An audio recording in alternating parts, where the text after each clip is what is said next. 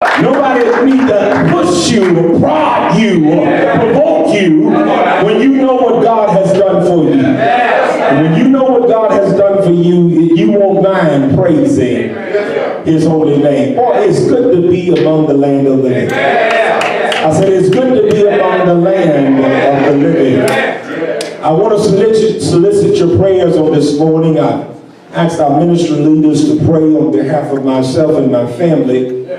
On the other evening, I received a phone call about 11:04, and one of my dear cousins, we were more like brothers because our mothers were the only two siblings for a long time before their brother came along. But certainly, God's will must be done. He suffered for a while with cancer, and he yielded the ghost, and God called him to rest. And so please be praying for us. I was scheduled to be in Chicago next weekend, and I don't know, it might have to be in Mississippi. I haven't gotten the final arrangements yet, but I'm asking you please to sincerely pray for the Myles and the Cooley and the Yates family in this time. And as well, I received a call early this morning around 6 o'clock, another death call. Baptist preacher that I baptized in Mississippi, his wife passed away this morning, early this morning around 4 o'clock. He called me around 6. And certainly be prayerful for them that God will comfort his heart. Brother James McKenzie is his name. So please call him in your private prayers with God. God will comfort his heart. When I left Mississippi, it was a really, really hard thing for him to deal with.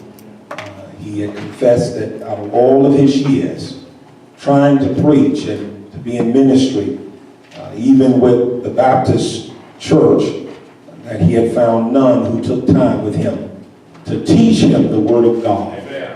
So it was devastation to he and I because we had a love affair. To see a man walk away from tradition and submit to the will of God is a mighty move in your life. So certainly pray for Brother James McKenzie. It's good to have all of our visitors this morning. We want you to know sincerely that you are our honored guests. We do not take your presence here lightly. That's right. We want you to know that we see you, we are honored that you are here, and we trust and pray you will have a God experience. When you leave this place, you won't leave here saying, Brother Myles showed preached or Brother Jay showed sang. But that you'll be able to leave with a testimony. Yes, sir. That I had an experience with God today. Amen. Church, it's just good to be among the land of the living. Amen. Continue to pray for me in my life's journey. That God will continue to bless me because I want to be the best and healthiest me I can be. And it is only in his name and by his power that I stand here today to give a testimony to you that I left Mississippi at 344 pounds. That's what I weighed when I came to you. But 3 weeks and 2 months later, 295 pounds. I'm here to tell you that God is more than anything. I wish I had somebody in here that knows God is more than anything. All of us should want to be the best we can be. That we can be vessels of honor for God.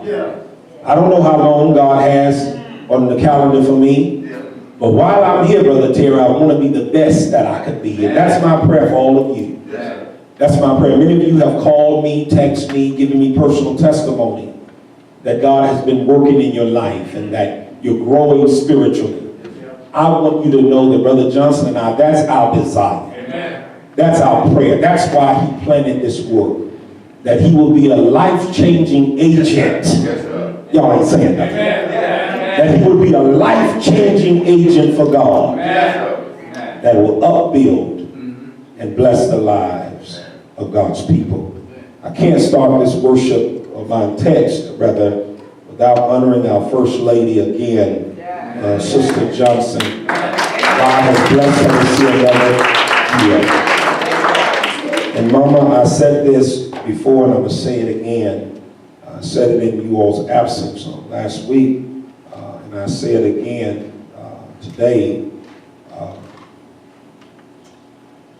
I appreciate the fact that we have you and Brother Johnson in our presence. That is a blessing. And I know I speak for the church, but right now I'm speaking for me and my personal ministry. I want you all to know that. You all are a blessing in my life. To be here every week, day in and day out, encouraging us, and still showing us the way. Yes, sir. Still showing us the way. And certainly we're thankful. We're thankful. Let's get to the text, church. I promise I'm not going to be long this morning. I had to use my spare glasses. I'm getting old. I left the other glasses at home. But you always got to be ready, Terry. So I'm like Fred Sanford. I got a couple of pair left in my office. Nehemiah chapter 1. Nehemiah chapter 1. I want you to hold me to my time this morning. I want to be effective. You don't have to be eternal to be effective. So I want to be effective in my word on this morning. The words of Nehemiah, the son of Hakaliah. And these are his words. It came to pass, and this is a testimony, church, in the month of Chislev, it's just the 9th month of the Jewish calendar. In the 20th year, I was in Shushan, the palace. I want you to take in now where he was. He's giving a report of what he had witnessed and seen while he was in the palace. Listen, that Hananiah, one of my brethren, came, he and certain men of Judah. Now that was the principal tribe of the Jews, Judah. And that was the tribe, you remember, that Christ was to come through. And I asked them concerning the Jews that had escaped, which were left of the captivity, and concerning Jerusalem. And they said unto me, the remnant, just a few, that are left now, listen, just a few. There's going to always be just a few that still stands after the storm. The question now, I'm going to start preaching already, and y'all ain't sitting down yet. The question is, will you be a part of that few that stands after the storm? All right, tell us, preacher. He says, which were left of the captivity, and concerning Jerusalem. And they said unto me, the remnant that were left of the captivity, that in the province are in a great affliction. Let me hear you say affliction. And reproach. Let me hear you say reproach. And then he says, the wall of Jerusalem also is broken down, and the gates thereof are burned with fire. You may be seated in the almighty presence of God. On last week, I talked to you from the subject, the arrival of revival. And we're preaching on a theme of revival. And the point we dealt with on last week was the distress that was felt.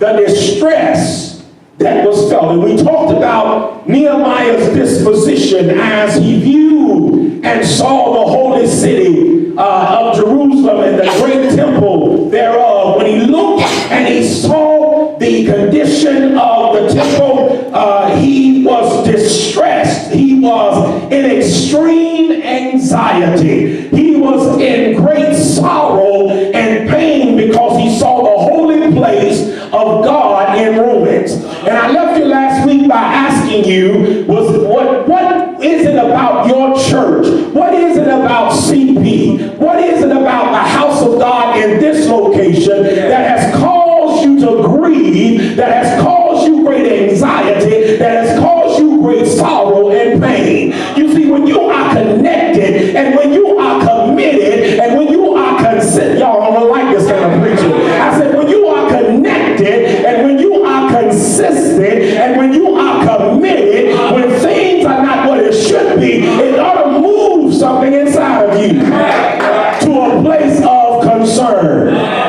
But not only was there a distress that was felt, but there was a dishonor that was faced. Point number 2, a dishonor that was faced.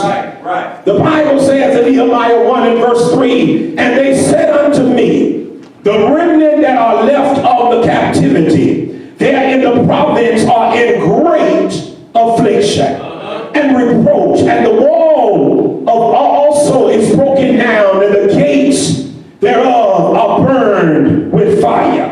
The word reproach, are you with me this morning? The word reproach comes from the word chirpa. Let me use a chirpa.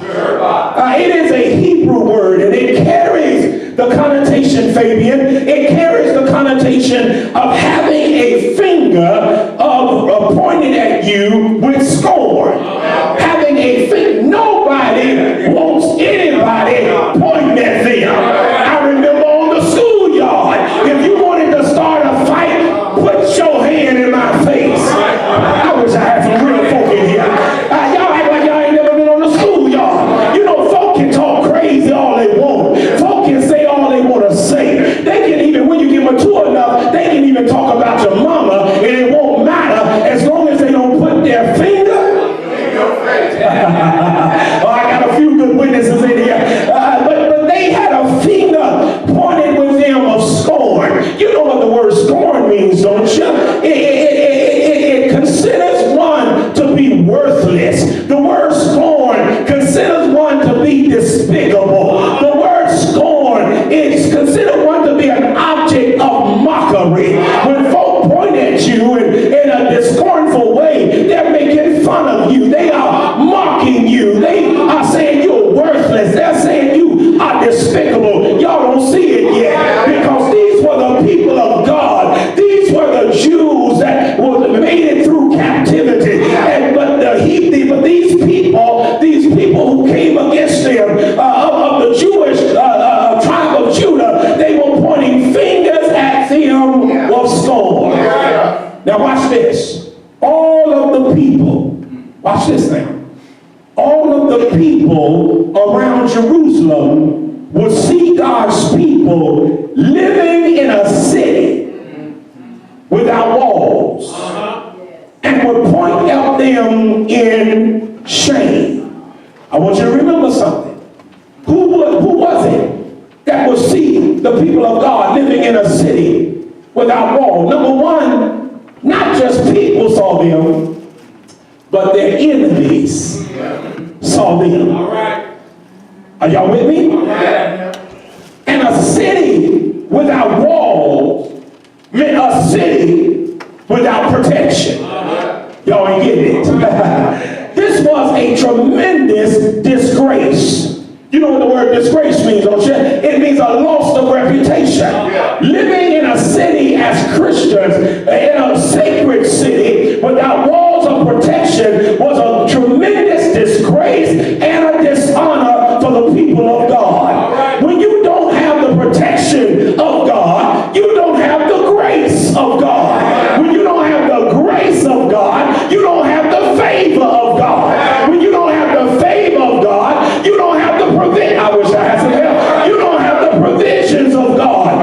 It is the power of God that gives us everything we need. That's why I want to be covered by God. I want walls of protection around me by God, because it is by God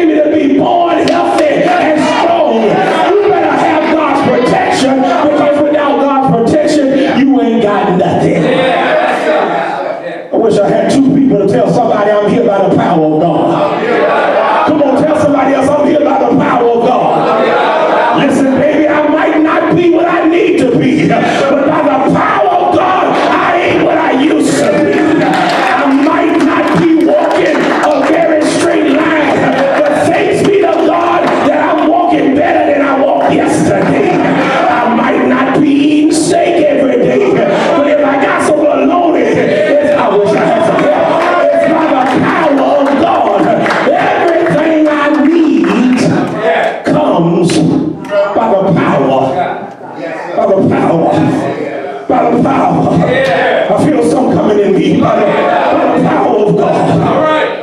I think that often the world can point an accusing finger at the church. All right. Don't you grow weary. Folk are going to talk about you. Yes, sir. When you decide to live for All God, right. folk will criticize you. Yeah. You see, the church is often populated with phonies Yes, sir. and heavy with hypocrisy. All right. You ain't saying nothing. All right. Just make sure you're not on the phonies list, Yeah. and make sure you're not on the hypocrisy list. The reason many times the world talk about the church and point a finger of scorn is because they see something in the lives of God's people that make them believe that they're not covered by the protection of God. We often fail to keep pace with the claims that we make as children of God. I know I'm on the right street because y'all getting quiet. In every congregation, you can find people who are unholy. I said in every congregation, you can find members that are unthankful. In every congregation, even in CP, you can find members that are unfruitful. In every congregation, you can find folk that's unfaithful. You can find folk unruly. You can find folk uncommitted. But how many of you know that when you give your life to the Lord and you become committed to His will, your will no longer matters because you understand that the power is in His will. When you become a child of God and you are truly committed and dedicated, your TV show don't keep you home on Wednesday nights because you understand that the power of God is operating in His people because of their faithfulness. Because of their faithfulness. I wish I had just two people that would declare, I'm going to be faithful. Come on, tell somebody else, I'm going to be faithful. Look at them in the eye and tell them, no matter what, I'm going to be faithful.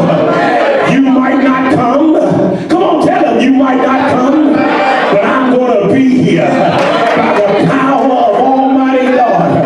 And you know the Lord hates a liar. I hope you didn't just lie, because the Lord hates a liar. Am I right about it? You see, I wonder, CP, I wonder if the world does not point a finger of scorn at us and say they don't act any better than we do.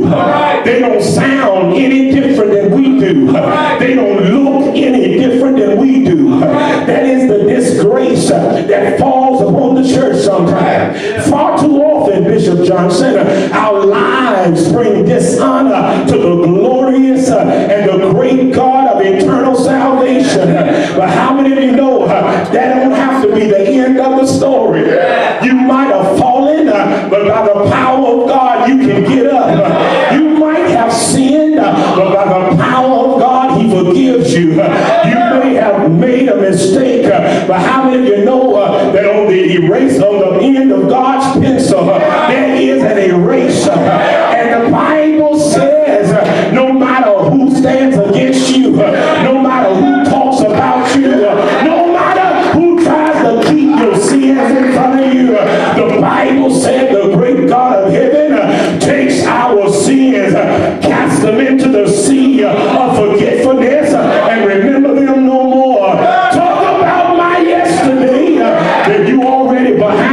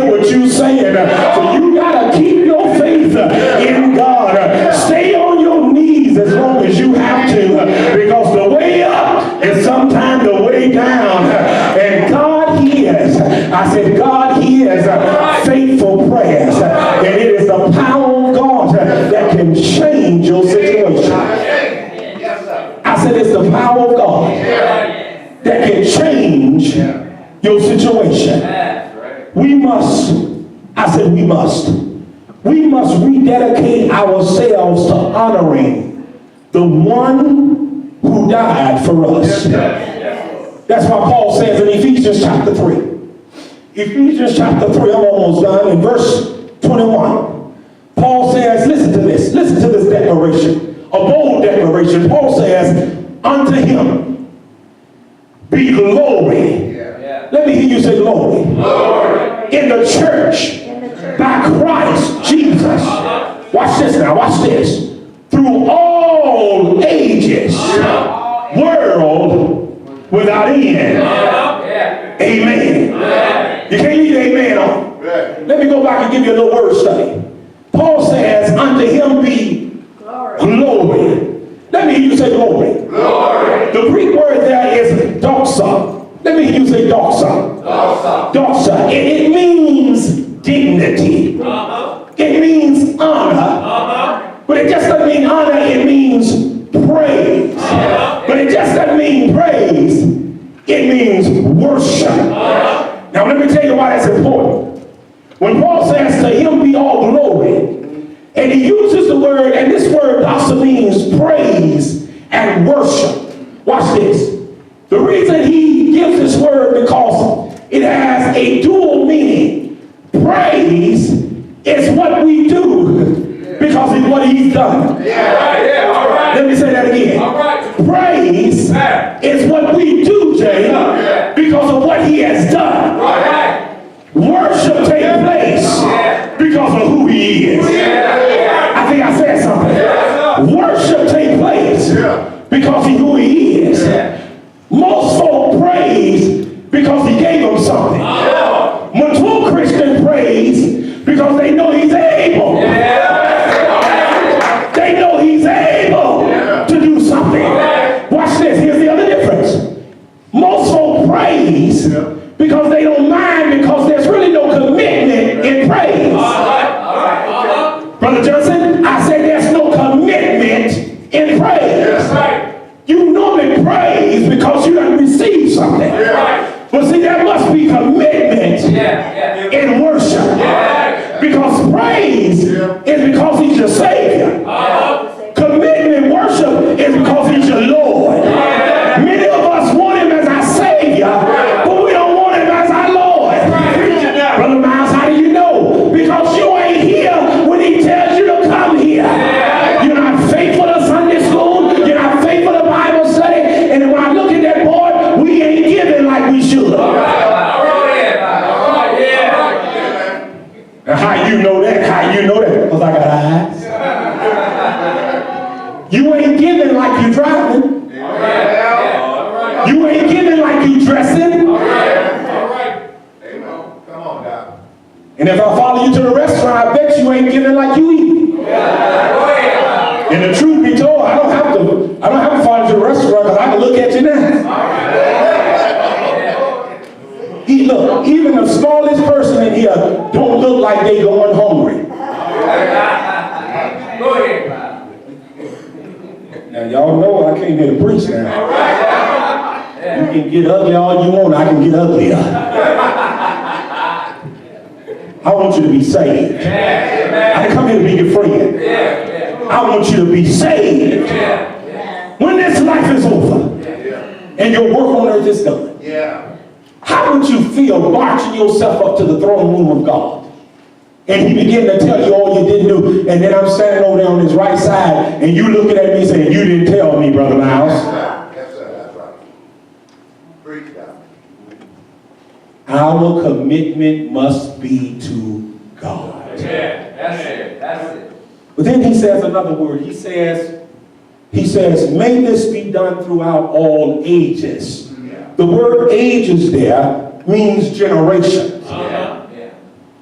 The problem with our world today is because some kind of way our government and those powers that be and these silly baby boomer parents have decided that God is not to receive glory throughout all generations. They have decided that Generation X, the millennials, are to receive glory. We ought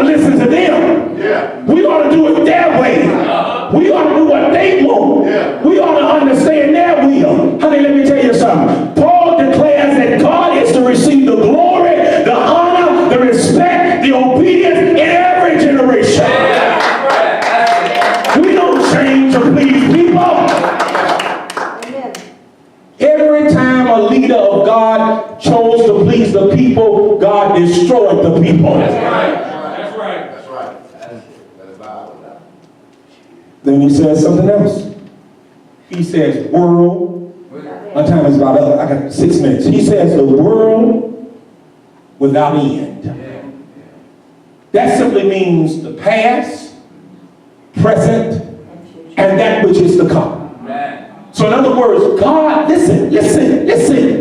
God never loses his place of respect and authority. His power never diminishes. His ability never changes. His status never leaves. He is always God, no matter what generation comes, no matter what generation believes. We cannot compromise truth. We cannot compromise the word. We cannot compromise the Bible. We must stand on the word of God. I told you it was a bold declaration. A bold declaration. I've left churches because they don't want to stand on the word of God. I left a marriage because it was no longer on the word of God. I have abandoned my children when they get beside themselves because nothing comes before the word of God. Nothing. That's right. I've ended friendships because they refuse to obey the word of God. That's right. We must not compromise.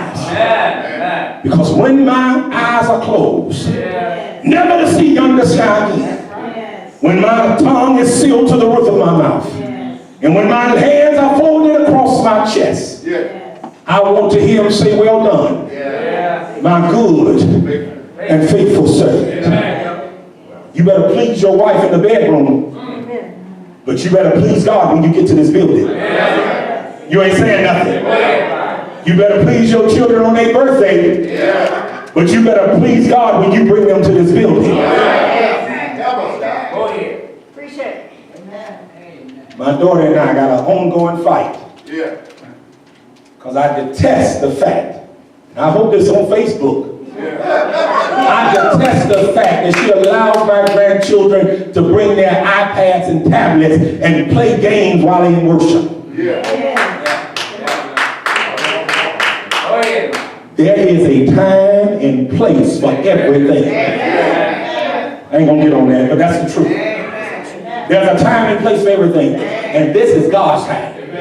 Turn to somebody and tell them it's God's time. Let me close. Ask somebody, who are you honoring? Who are you honoring? Come on, ask the person on the other side so they won't feel lonely. Who are you honoring? Church, we were designed. Watch this now. Watch this. Listen to my wording.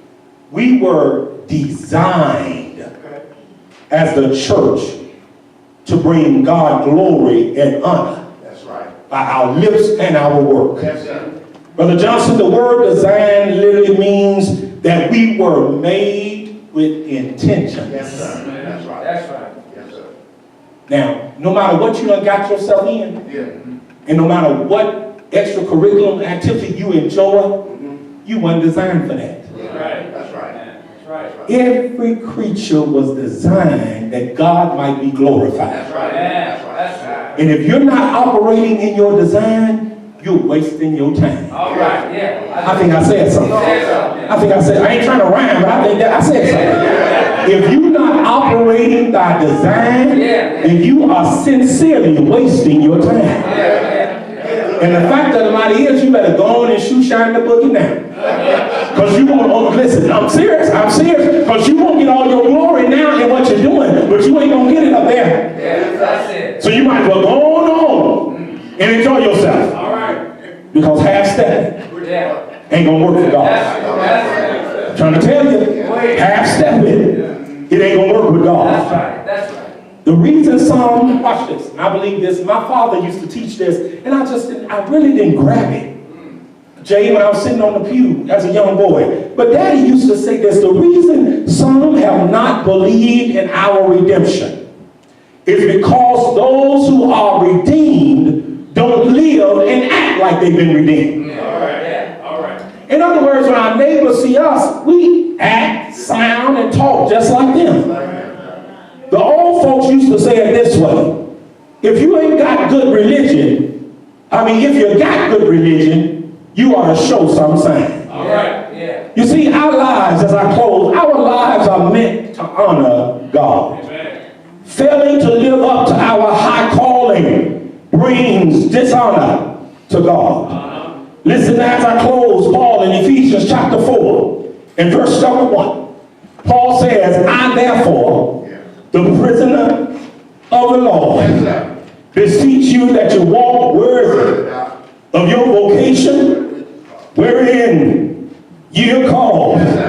When Paul uses the term walk, he's referring to a Greek word which literally means lifestyle or your way of living.